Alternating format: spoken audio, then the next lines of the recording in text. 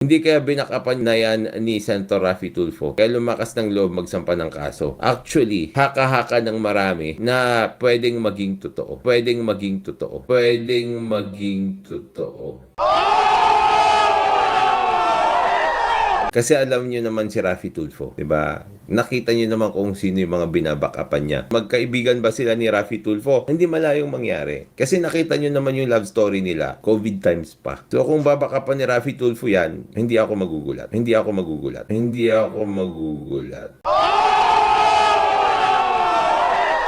Okay mga kapengyo ko, good day sa inyong lahat at today meron na naman tayong napakainit na reaction video mula nga dito kay Attorney Libayan. At pasensya na rin kayo mga kapengyo kung kahapon wala tayong vlog at nagpahinga tayo sa kadahilanan marami tayong ginawa mga kapengyo. Alam nyo naman, hindi lang ito ang ating trabaho. Meron tayong mga ginagawang negosyo dito sa ibang bansa. At dito mga kapengyo ito'y haka-haka po o usap-usapan na ngayon na kung saan eto nga raw si Culaong kaya daw malakas ang loob nito na magsampa ng kaso dito nga kay Attorney Ralph Calinisan sa kadahilanang may backup nga raw ito mula dito kay Senator Raffy Tulfo. Pero sa kabila ng yon mga kapengyo, naniniwala ba kayo na babackupan ni Senator Raffy Tulfo ito? Pero ako mga kapengyo syempre sa aking opinion lamang hindi naman siguro na babackupan ni Senator Raffy Tulfo ito, even though na nagkamali ng salita etong si Senator Raffy at ang kanyang kapatid na si Mon Tulfo, siguro dahil nga sa pag-research lang yon, pero hindi nangangahulugan na susuportahan nila etong si Culaong o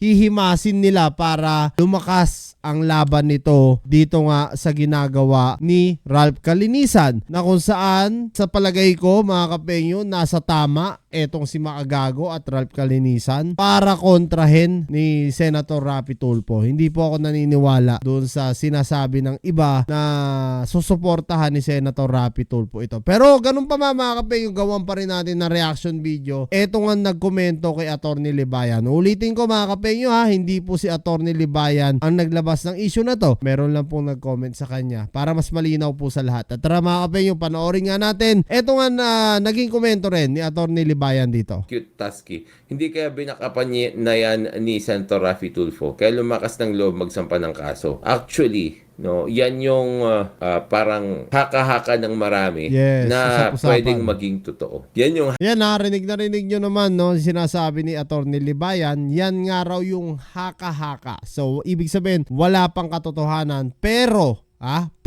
pwede raw maging totoo. Hanggang wala tayong katibayan, hindi naman tayo pwedeng magbintang. Yan po'y usap-usapan lang ng karamihan ngayon dito sa social media na kung saan sinasabi nga nila. Kaya siguro malakas ang loob neto nga ni Culaong magsampa ng kaso laban kay Attorney Calinisan or Ralph Calinisan dahil sa kadahilanan may backup. Titignan natin mga kapengyo kasi alam naman natin sinasabi nga rin ito ni Maagago na talagang walang-wala ng pera etong si Culaong sa ngayon. Ultimo nga daw ang bahay wala nang maupahan talaga na bahay dahil nga talagang todo-todo ang bayad niya sa kanyang attorney pati na rin sa mga piyansang kinakaharap niya sa mga kaso na kakaharapin pa niya lalo na in the future mas pabigat ng pabigat. Syempre ang dami nagkaso sa kanya, hindi lang si Attorney Ralph Calinisan, meron pa isasampang bago si Maagago na mas matindi-tindi kaysa doon sa unang kinaso sa kanya ni Maagago. So habang tumatagal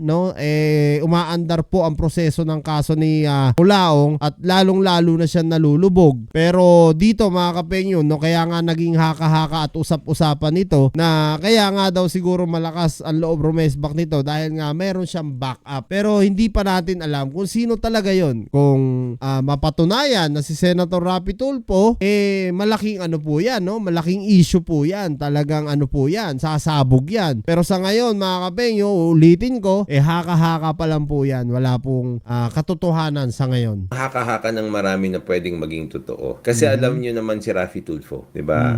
Nakita nyo naman kung sino yung mga binabakapan niya. Sino yung mga binabakapan niya? Si Melo Yap.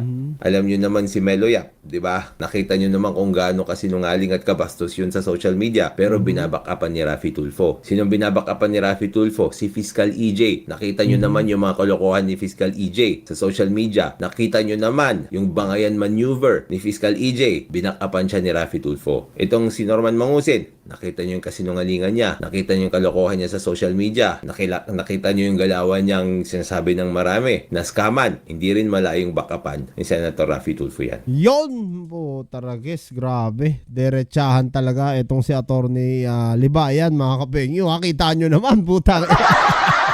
May mga binanggit siya na iilang pangalan. At sinasabi nga niya dito, binabackupan talaga ni Senator Raffy Tulfo nga daw. Ito galing po ito kay Attorney Libayan. At doon sa huling-huli kay Culao nga, hindi raw malayo na backupan din ni Senator Raffy Tulfo ito. So ayan mga kapengyo, comment nyo down below lahat ng opinion nyo dyan at talagang babasahin ko yan. At kung naniniwala din ba kayo na pwede o possible na backupan talaga ni Senator Raffy etong si Culaong para nga may laban-laban naman ito dito nga kay Makagago at Attorney Ralph Calinisan. So kung kayo naniniwala doon sa sinasabi ni Attorney Libayan, okay lang kasi kanya-kanya naman tayong opinion mga kapenyo, no? May mga sarili-sarili tayong opinion. Yun ang sinasabi ng marami. Katulad nitong si Cute Tusky. Yes. Okay? Sabi ni Jaycon, Fiscal EJ na gustong maging judge. Oo, si Fabri. Sabi ni Raymart Lampon, magkaibigan ba sila ni Raffy Tulfo? Hindi malayong mangyari. Kasi nakita nyo naman yung love story nila. COVID times pa. COVID-19 COVID times pa yung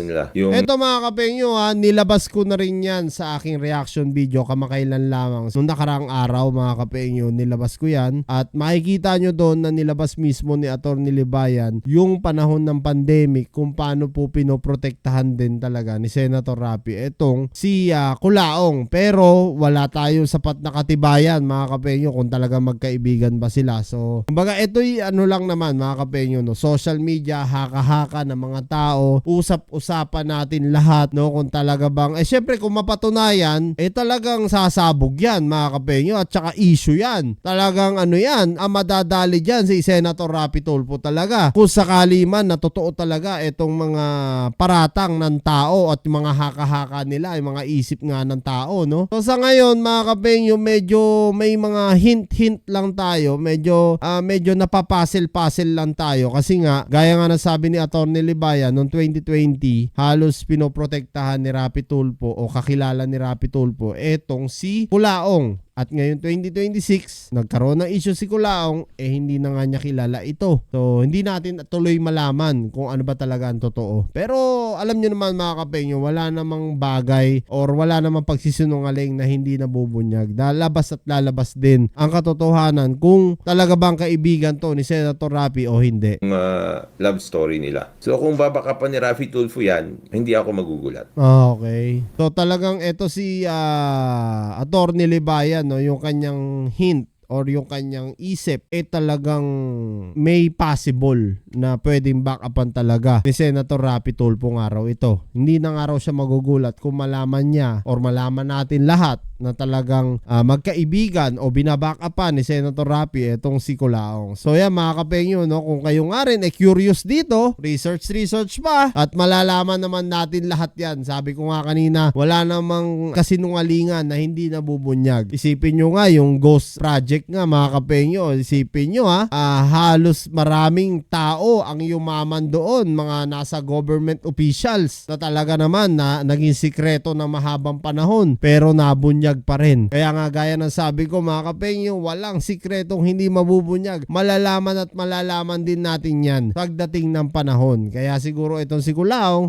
talagang derechahan siya nagkaso. Pero ngayon mga kapengyo, ang nagiging issue rin bukod dito sa haka-haka kay Raffy Tulfo, ito nga pagtanggap ng attorney dito sa pagkakaso nito ni Culaong laban dito kay Attorney Ralph Calinisan na kung saan expired na ang kanyang LTO license o revoke na hindi na talaga pwedeng gamitin ito. Ang nakakapagtaka lamang bakit na ipasa pa niya ito o bakit nakapagkaso pa etong si Culaong gayong revoke na nga ang kanyang LTO license at yun po ang kanyang presenta na kung saan nilabas po yan ni Food Genius. Kaya tuloy mga kapengyo, nagiging haka-haka tuloy na pwede o possible na binabackupan siya ng isa sa mataas sa gobyerno natin mga kapengyo kapenyo, gaya nga ng naitutukoy ng iba na si Senator Raffy Tulfo, dahil nga dito, no, so kumbaga revoke na yun eh. Paano pa siya nakapagpasa ng ganon? So yan mga kapenyo, kung kayo nga ang tatanungin ko, ano nga masasabi nyo dito sa panibago na namang isyong lumalabas na pwede nga raw maging protektor etong si Senator Raffy Tulfo ni Culaong. Comment nyo na lang down below lahat ng mga opinion nyo mga kapenyo, at lahat-lahat po yan mabasa ko. Maraming salamat mga kapenyo, at kita-kita lang tayo sa susunod kong reaction videos.